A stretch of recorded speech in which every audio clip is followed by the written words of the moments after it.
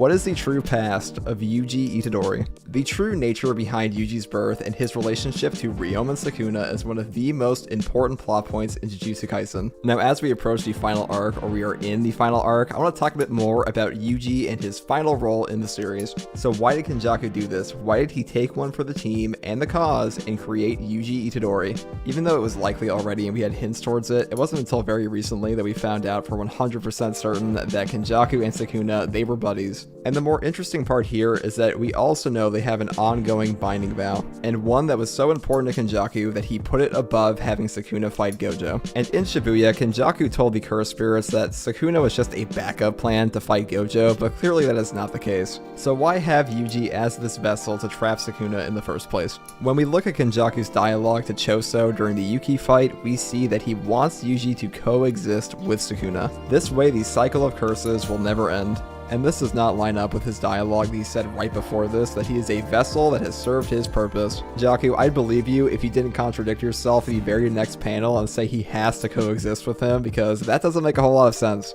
So I think it is safe to say that Kenjaku has been lying to many people about his actual plans for Yuji and how he actually feels about him in general. Because in front of Choso, he refers to Yuji as that thing, but we also know that at the beginning of the Culling Games, he is referring to him as his son, and even seems to care for him. So we know that Kenjaku is expecting much from Yuji, and we also know that Sukuna thinks that he is very ugly and does not want to look at his face. But why is that? Why would Sukuna not want to look at Yuji's face? Why does he get offended by the presence of Yuji in front of him? And why does Yuji look like a younger, less mutated version of Sukuna? And more importantly than that, Sukuna's original four-armed form as the King of Curses, it is directly compared to Tengen and their advanced aging. And whoever Sukuna was before he was the King of Curses, before he was the Fallen, he probably didn't look like a giant demon. And to go even deeper into this, we have not seen Sukuna in his innate domain since he took over Megami's body in chapter 212. And my theory could be proven incorrect within a panel, but the Sukuna representation we see inside of his innate domain might just be Sukuna in his original form before he was ever the King of Curses. Because when we unfortunately look at Tengen and the fact that they were preaching Buddhism and the foundations of Jujutsu during the Nara period, that is 200 years prior to the Heian era,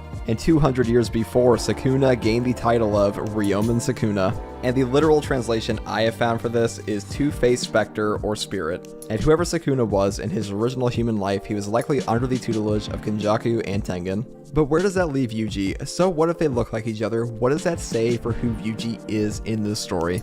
I want to go over two theories in this video, and that Yuji and Sukuna, they might be the same person. Or to be more exact, I think that part of Sukuna was used in the creation of Yuji. Because as of chapter 222, we know that Sukuna does not have his last finger, and he assumes that Gojo is in possession of it. But this is unconfirmed to us, and I think that this is a red herring. I think this last finger might actually have been used in the creation of Yuji by Kenjaku. So in chapter 220, we see that Yuji Itadori is like a cursed object himself, soaked in the cursed energy known as Sukuna.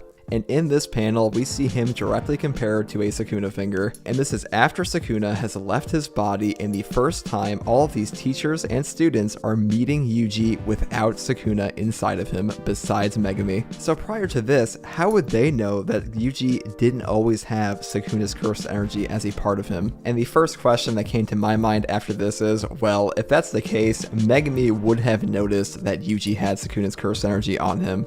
So I ran it back to chapter 1, and we see that Megami did feel Sukuna's cursed energy on Yuji as he ran right past him like a motor vehicle. He follows him all the way to the hospital, chasing this trail of cursed energy, says, "Oh, your grandpa died, tough break, let me see that finger." He opens the box and finds out there is no finger inside, and he assumes that he has been following the lingering cursed energy from the finger in the box the entire time. But what if he was just following Yuji the entire time? Because they bring that box with them, so Megami wouldn't really suspect anything. They get back to the school. Yuji is the first one to feel the presence of Sukuna's full finger inside the building, and then you know the rest. He goes in, they fight the cursed spirits, and he eats the finger, and Gojo shows up. Gojo confirms that he ate the finger. They go back to Jujutsu High, and everybody from that point forward knows Yuji as the vessel of Sukuna. If anybody in this series would know how to warp a Sukuna finger or put it into a different body or use it in the creation of something, it would be Kenjaku, the guy who taught him how to make them in the first place. And we also get dialogue from Gojo saying that a vessel like this comes once every 1,000 years.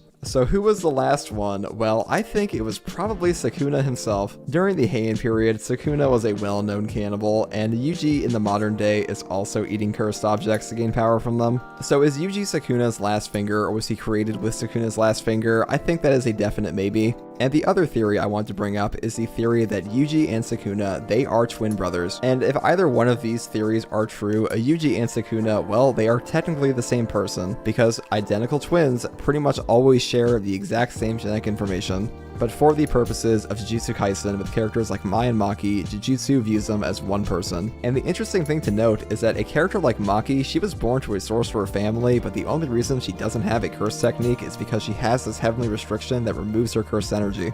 But she has a twin that has a curse technique, so I wonder if their curse technique would have been the same had she not had this heavenly restriction. And in chapter 214, we got confirmation that Sukuna, he knows more about Yuji than he is letting on. When he says, "That's right, the boy is from back then," or in the Viz translation, he says the boy is from that time. Now, it's very easy to jump on that statement, and the translation from that time is a mistranslation. But in the research I did for this, all I could find is that the original kanji is a fragmented sentence referring to Yuji in the past tense. And the type of past tense used is supposedly a days long gone, not a I saw this kid last week. And after thinking about this in his head, Sukuna says out loud, "Kenjaku, you do the grossest things." So regardless of the official translation being partially incorrect, there is a lot of room for theorizing here. The really important thing here is that Sukuna has this realization after Yuji gains a tremendous power-up, a power-up that makes Sukuna say in internal dialogue, "What is this strength?" Only to then directly compare it to strength that he has seen in the past and immediately recognize, "I know exactly what you did, Kenjaku." And while nobody can argue that Sukuna is not a hedonistic sadist, there is more to his character that he hides underneath the surface throughout the whole series. And the biggest hint, besides him being the Fallen, that he was not a monster, is when we go into the talk with Yorzu, and that Sukuna knew what it was like to be loved, or no love in the first place.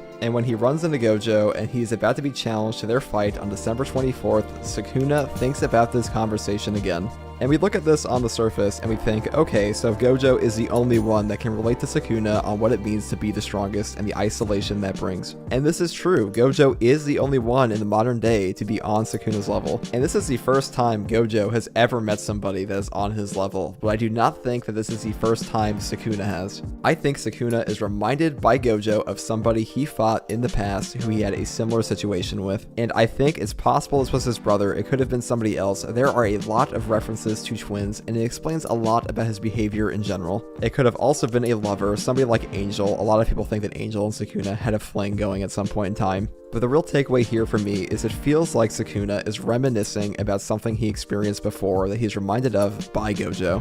I'll be making a Gojo video soon, especially about the current ongoing fight with Maharaga again, because I have some new thoughts about that as well. But Yuji's past is one of the most interesting things in this story to me, so I'm curious to see where it's going to go once Gojo vs. Sukuna wraps up, and especially once we actually get some more major revelations, because I don't think they're just going to be plot dumped on us. I think we're going to have a bit of a drip feed of all the plot reveals. Unless we get the Heian era flashback, which is probably the most requested flashback in the entire series at this point, so that could just be one giant plot dump. But that's just my opinion, and I want to hear yours. What do you think about Yuji's past, and what do you think his relationship with Sukuna is? Let me know in the comments below. And if you like content like this, subscribe for more. And as always, thanks for watching.